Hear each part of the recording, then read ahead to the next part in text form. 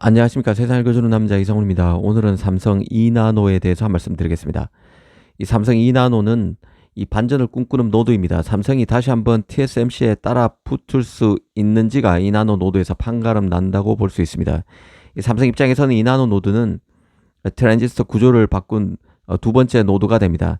3나노부터 핀팻에서 게이트 올로란드로 바꿨지만 TSMC 완패했었죠. 그래서 방향을 틀어서 2나노에 더 집중했고 올 연말 엑시노스 2600을 시작으로 2나노 가동에 들어갑니다. 특히 TSMC의 3나노 파생 노드인 그 N3P에서 전량 만들어질 가능성이 큰 것으로 알려진 스냅드래곤 8 엘리트 5세대 칩도 삼성이 2나노에서 일부 물량을 맡았을 수 있다는 관측이 계속 나오고 있습니다. 중요한 포인트로 앞으로 살펴볼 필요가 있다는 생각입니다. 사실 오늘 주로 하고 싶은 것은 삼성의 2나노 전략인데요. 이전과는 확연히 다릅니다. 2나노에서 삼성과 링크된 업체를 살펴보면 자동차 칩이 많은데요. 전장 칩이 많다는 뜻입니다. 아시다시피 최근 삼성은 그 테슬라의 자율주행 칩인 AI6 칩을 2033년까지 하나로 23조 원 가량을 수주했습니다. 메모드 물량으로 전장칩으로 볼 수 있는 것이죠. 사실 전장칩은 안전이 중요하고 그래서 구형 노드를 많이 활용해 왔습니다. 하지만 최근에는 테슬라, 암바렐라, 모빌아이 등 자율주행 업체들이 AI 연산을 차량 내에서 처리하려고 하고 있습니다. 이 때문에 대량의 NPU, GPU 코어가 필요하고 전력 효율 때문에 5나노 이하가 유리한 상황입니다.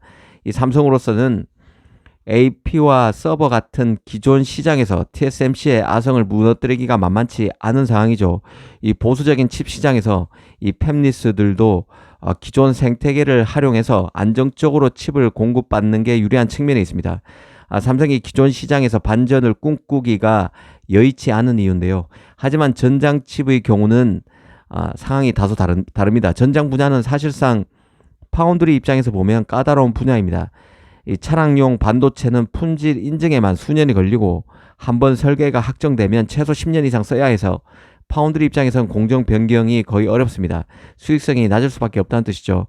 이 과거만 해도 이 전장칩의 경우는 MCU 그 센서 칩 같은 경우 16나노에서 28나노 수준에서 충분했습니다. 성숙 공정으로 커버가 가능했다는 뜻입니다.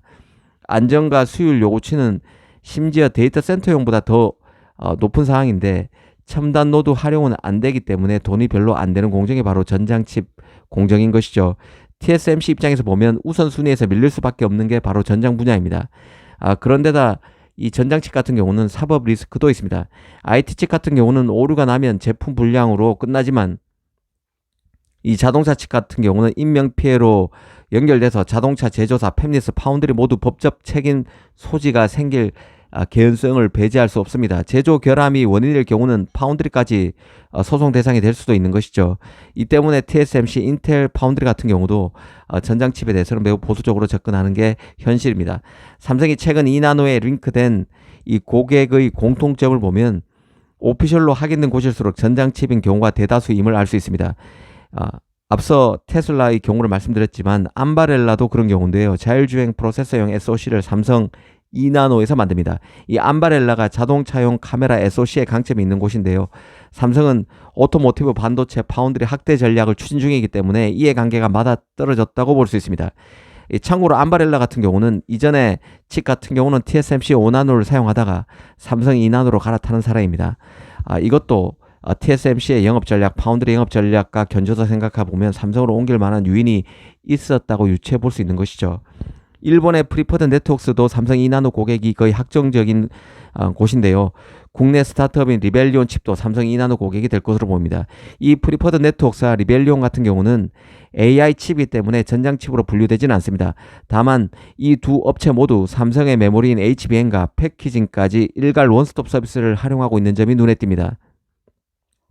이 앞서 말씀드린 스냅드래곤 8 엘리트 5세대 칩의 경우는 삼성 2나노 활용 가능성이 아직은 루머 수준에 가깝다고 보는 게 맞을 것이고 짐 켈러가 최근에 인터뷰를 통해서 밝힌 텐스토렌트의 리스크5 기반 AI 칩도 4나노에서 만들기로 했는데 테일러 팹에서 만들기로 했는데 그 차세대 버전인 칩을 삼성 2나노를 채택할 가능성은 여전히 남아있는 상황입니다. 삼성 2나노 고객 리스트를 보면 이 정도 수준입니다. 확실히 삼성이 2나노 성공을 위해서 틈새 전략을 구사하고 있다는 생각이 듭니다. TSMC가 전장 분야에서 구형 노드로 안정적 수익을 내는 전략을 유지하고 있는 반면에 삼성은 첨단 노드를 자동차용으로 실험적으로 도입하는 전략을 구사하고 있다는 생각입니다. 일종의 TSMC와의 격차를 메우기 위한 차별화 전략이고요.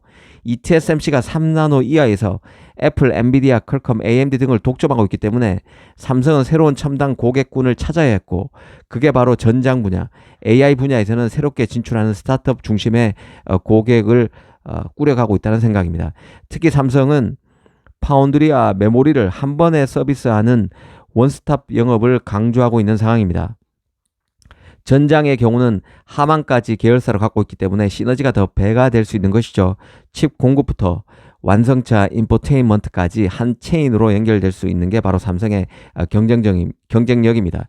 이 파운드리로서는 선점 효과도 노리고 있을 것으로 봅니다.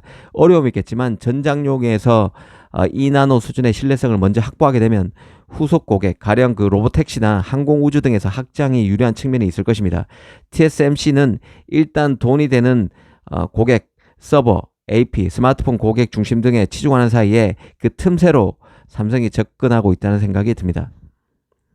이 테슬라의 메모드 수주를 잡을 수 있었던 것도 사실 삼성이 미국의 테일러 팹 가동 노드를 4나노에서 2나노로 바꾸고 2나노의 가동 시기도 사실상 국내 팹보다 조금 늦춰지는 수준에서 돌려서 미국의 현지 고객을 잡는 데 치중했기 때문에 가능했습니다.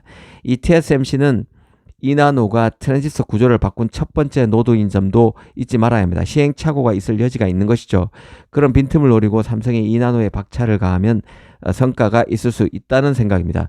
오늘은 파운드리가 전장 칩을 대부분 꺼리지만 삼성은 기회로 보고 있는 현실을 한번 짚어봤습니다. 일종의 삼성 입장에서는 일종의 그 하이 리스크, 하이 리턴 전략으로도 볼 수 있다는 생각입니다. 전장 칩의 여러 제한 요건이 진입 장벽이 돼서 하이 리스크가 될 수 있지만 성공만 해내면 하이 리턴 고수익을 취할 수 있는 전략이라는 뜻입니다. 전장과 2나노의 삼성의 결합, 전장과 2나노 분야에서 삼성의 결합이 어떻게 성과로 이어질지, 그리고 스냅드래곤 8 엘리트 5세대 칩 같은 전장 칩 외의 분야에서 삼성 2나노가 어떤 성과물을 낼지도 앞으로 주시해야 할 포인트라는 생각입니다.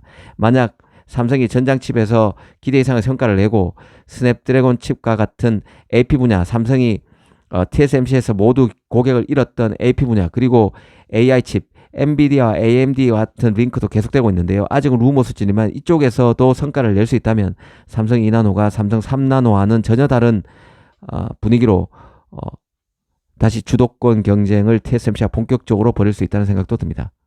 감사합니다.